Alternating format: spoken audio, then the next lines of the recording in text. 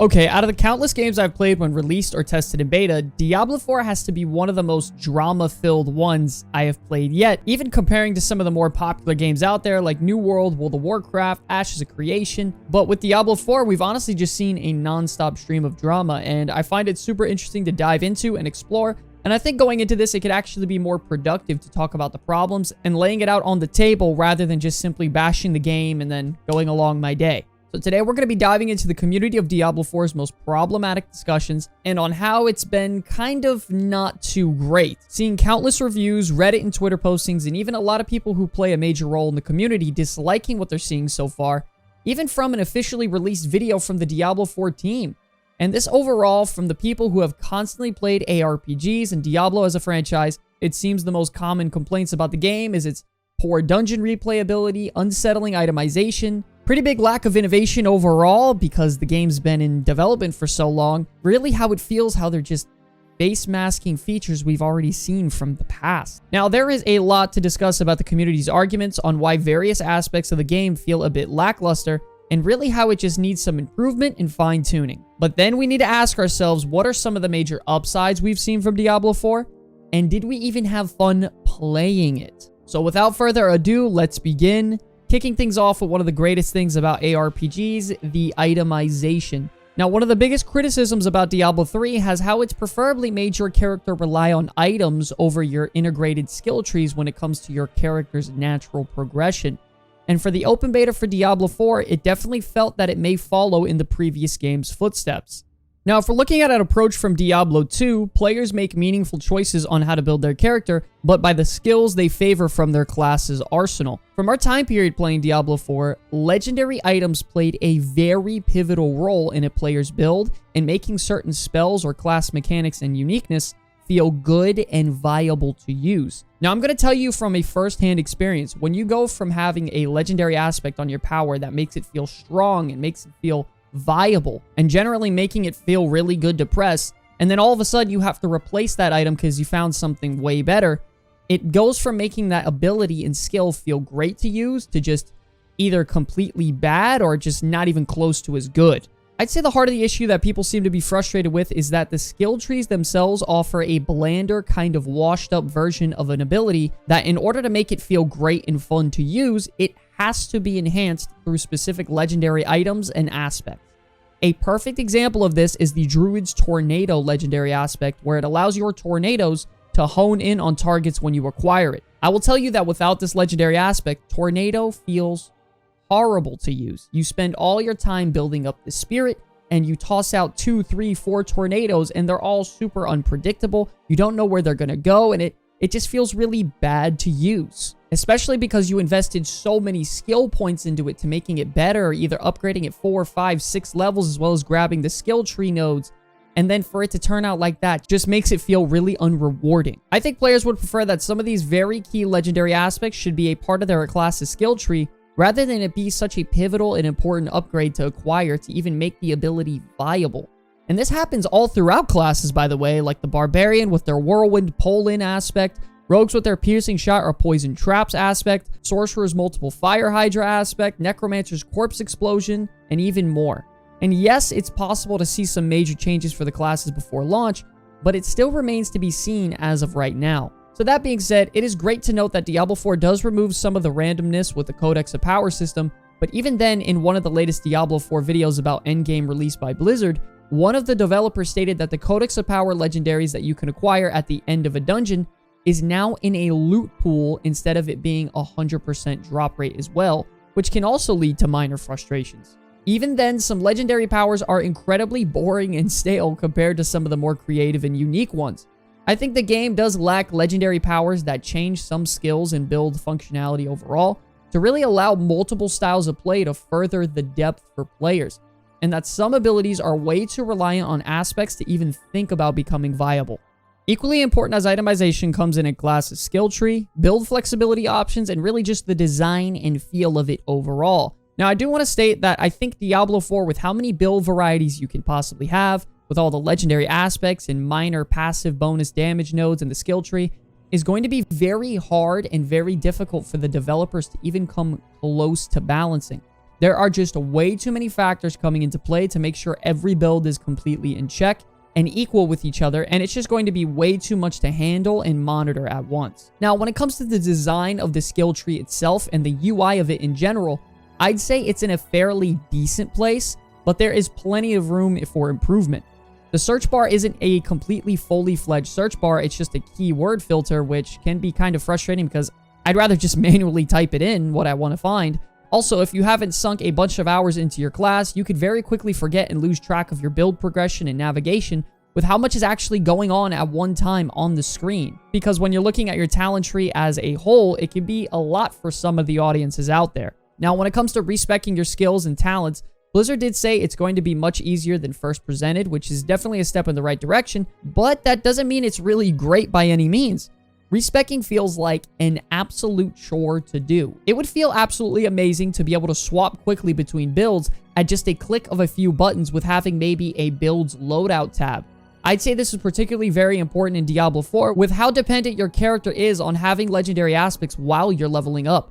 So if I pick up a Whirlwind legendary aspect on my Barbarian that can really affect my Whirlwind build, I would then simply go to the talent tree and select my Whirlwind build loadout while I have that legendary aspect on, and continue to play and go about my day. Then, when I'm ready to change back to, let's just say, my Hammer of the Ancients build, I would simply swap on my other legendary aspect, go to my Hammer of the Ancients build, and just like that, I'm on my way again. Another basic quality of life feature would have to simply be a confirmation message on if you actually want to reinvest your points on, let's just say, these talents for 10,000 gold. I could not tell you how many times I would dump my skill points into the talent tree and have to go back and rearrange and change some of the decisions I just made seconds ago, having it cost me gold. It left me and a lot of players very frustrated over something that could very easily be changed and could be a major quality of life improvement. Now, constant respecking in general is one of the biggest controversies throughout Diablo 4 right now, because so many people that are die-hard Diablo 2 fans seem very frustrated that you can respec your character on a whim because it doesn't feel like your choices are actually impactful. And personally, I do have to disagree with this statement because in today's age, I feel like the developers for Diablo 4 are really trying their best to appeal to a broader market and bring in more players overall for the game. I personally feel that it would be very unproductive to have your character locked down to a build that can very easily perform poorly in other content areas, hindering you, which would then make other content you go out to explore and play or test out or try feel bad and just simply not fun because you aren't doing as well as other players or people you have seen. When a system like this is in play, it could very easily force you to create multiple characters of the same class if you want to enjoy this class at a high level throughout all forms of content. Now listen, I'm all for the idea of choices feeling very impactful and, you know, everything that you do makes a big difference in your gameplay and your style of play for your character throughout their entire journey. Don't get me wrong, I love that sort of thing. I just don't think that a system should limit you to a number of respecs simply because that's just the way it is. I do think that it should cost a decent sum of gold, and that if you go into every Diablo 4 gaming session wanting to change your build from a melee rogue to a ranged rogue build to a hybrid, going back and forth, it should start putting your character behind on things like crafting or upgrading your equipment, or even keeping your character up to date on pretty much everything that you would possibly need to prepare yourself for the end game. So I think as of right now, that felt pretty leveled out.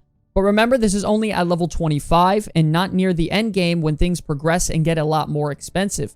I mean, things could very easily be much different, and the cost is going to go up significantly if you're going to respec, let's say, 20 points compared to, let's say, 50 points when near max level.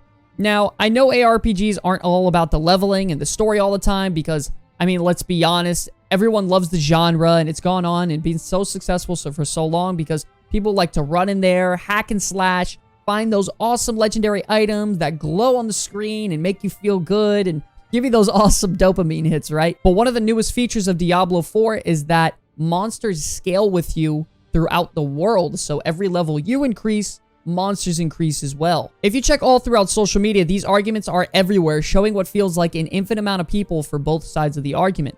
Now, when it comes to people voting for the level scaling and they agree with it, the biggest argument is that you can level up in any way you possibly want, and it doesn't matter what order it's actually in. Even Diablo 3 eventually did away with the basic style of leveling by adding adventure mode leveling, and this ended up being the preferred leveling and gameplay method. In Diablo 4, if level scaling wasn't a thing, the complete free-flow story and zoning would go with it. Monsters get harder as you progress in Diablos 1, 2, and 3 through a linear path. Diablo 4 and adventure mode in Diablo 3, monsters get harder as you progress through a non-linear path. You don't really have to think or know the map, you move forward, you click those icons, fight the monsters, fight the bosses, go in the dungeons, you do whatever you want, whenever you want. And I think that it makes for a really good system for a broader market appeal, which Blizzard looks like they're going for. I know one of the important points for the people who are against level scaling is the immersion. I mean, the world map would feel a lot more immersive with areas having fixed levels. You know, you run into a monster that almost killed you in a zone previously, and eventually you end up there later on down the line.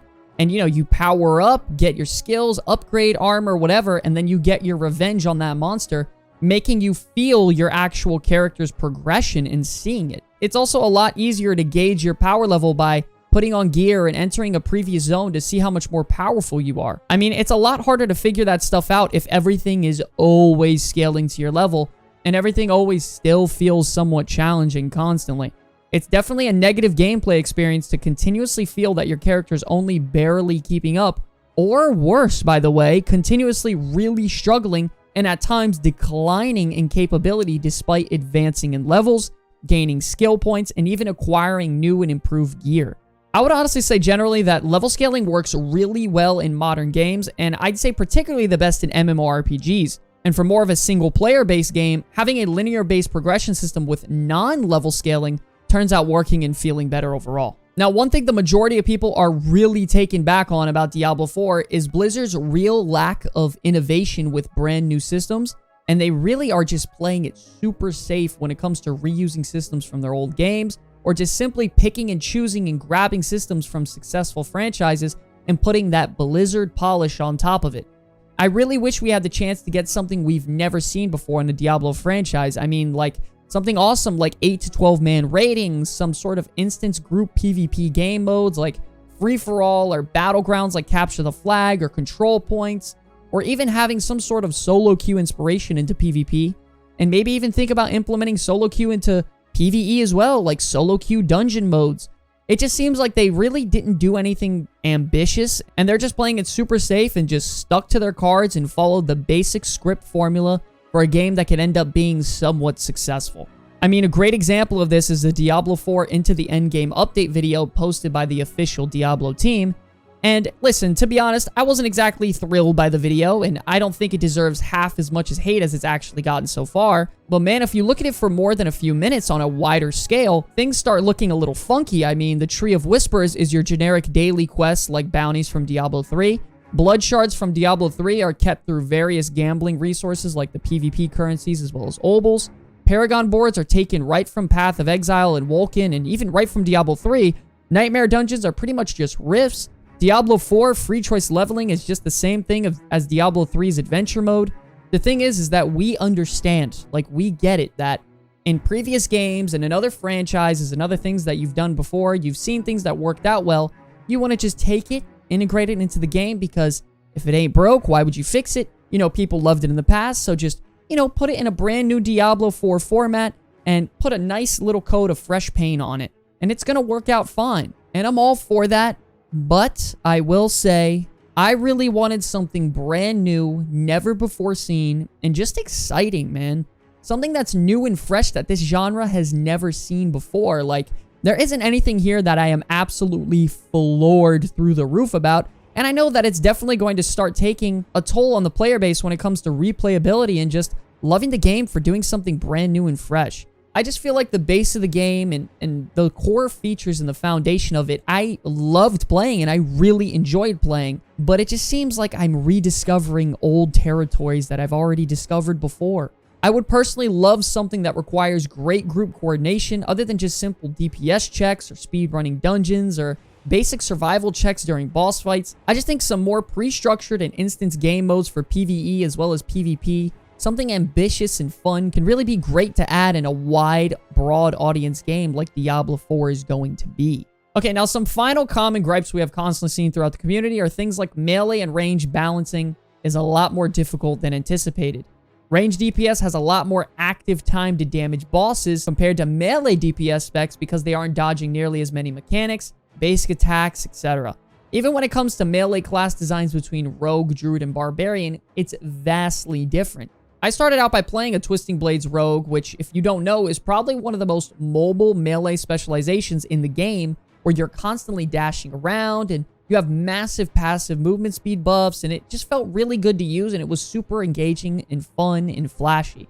And then I went on to play a Barbarian and then a Werebear Druid, and it really just did not feel good chasing around mobs super slowly all the time, getting kited around, and having to spend half my time on bosses dodging mechanics constantly. It also doesn't help that in order to grab more mobility on these classes, you lose very key survival or group buffs for your team, which you're gonna desperately need to even survive in melee encounters, which makes it feel even worse. Another big complaint is that the gems take up loads of space in the inventory, and it should definitely have its own personalized gem tab, as well as queue times during both beta weekends were incredibly high and the game was just super unstable. I mean, I don't think this is something Blizzard's magically going to solve and be prepared for come launch day, so definitely expect this to be the same, if not way worse, come June. And now the final big issue is going to be with the seasons in Diablo 4. Now, we already confirmed the big controversy with the player base of having the first season start at a minimum of 6 weeks, and people being upset that they don't get their fully paid $90 game rewards on launch. But seasons in Diablo 4 can possibly be frustrating if you have to repeat tedious content like Altars of Lilith, grabbing waypoints, completing key side quests. Now listen, I think this can be very fun, maybe 1 or 2 times max, and it is really great for exploring the game overall and experiencing Diablo 4 as a whole, but if we're being honest here with each other, it's going to get boring very quickly if they are all mandatory every single season. I mean, this can definitely hinder a lot of the players' motivation to come back. I don't think anybody wants to return to a giant list of chores rather than just simply jumping into the most fun aspects of the game. Okay, now of course, we just went through a large majority of the biggest concerns people have as of right now through all of the play testing and reviews, and we aren't here to just simply bash Diablo and call this video a wrap and, you know, peace out, guys. No, because believe it or not, it does things incredibly well from a lot of standpoints like graphics and storytelling and combat and voice acting. I mean, I can tell you from a personal experience that I've played a wide variety of ARPGs and RPGs in general, but only for a short amount of time because I couldn't invest myself into the combat. It didn't feel great. I couldn't invest myself into the story. Like, things were just too unengaging for me. But with Diablo 4, within the first couple combat encounters, I was sucked in like that. Everyone is different, and personally, I'm pretty picky when I play video games, and I can usually tell when I'm going to stick with one for a while within the first few hours of me playing. Diablo 4 had me loving combat from the first engagement I had. The animations feel clean, the spells feel impactful, the sound design and effects look and sound fantastic. From just a raw video game perspective, I think they absolutely nailed it on all cylinders. The game actually feels really good to play, and you can very easily get lost in the game's limitless lore. Overall, with Diablo 4, they are doing what Blizzard has always done, which was streamline games that are incredibly popular and advanced, copying systems and simplifying them down, making it more available to the mass market. They take things that work, add that Blizzard polish, and make it easier for a larger variety to play it. Perfect example of this are Command & Conquer to StarCraft, EverQuest to World of Warcraft, and Team Fortress to Overwatch 2. And to be honest, they're just doing it all the same again with Diablo 4, adding all these incredibly advanced systems from other games and simplifying them and honing in on them for the masses.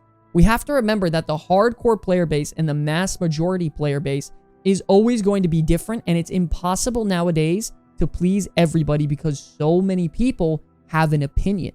I do believe that Blizzard is doing their best by implementing new and modern day monetization with the systems of what's working in today's gaming, and, you know, mixing it with the hard, difficult Diablo gritty feel to bring us a game that is balanced between the past and is new in today's sense. I think the game overall is very, very well put together, and coming from standpoints like graphics, storytelling, the way combat feels, voice acting, they all rank very high. But now listen, Diablo 4 isn't one of these games that is going to completely change my life or reshape the way ARPGs are and change the entire spectrum of it. But I do feel like it's really great at doing what it does well. The developers really played to the strengths and feel of Diablo 4 very, very well. And at the end of the day, it's fun, it's engaging, and it's one hell of a hack and slash Diablo game. Don't forget, ladies and gentlemen, the devs are doing an in-depth live stream with Riker on April 20th, going in very deep depth about the game and detail about the end game, so be ready for that. And if you made it to the end of the video, and if there are any of you still out there, may you please comment Diablo 4 hype. I just want to see if anyone even makes it to the end of the video. I don't usually put out content this long, I'm just curious. And if you'd like what you saw and enjoy the content, please be sure to like and subscribe, as it helps out the channel tremendously. I want to thank you all so much for watching this video. It is always an absolute pleasure making content for you all. Until the very end, my name's Sky from the Comeback Kids. I'll see you all in the next one. Peace.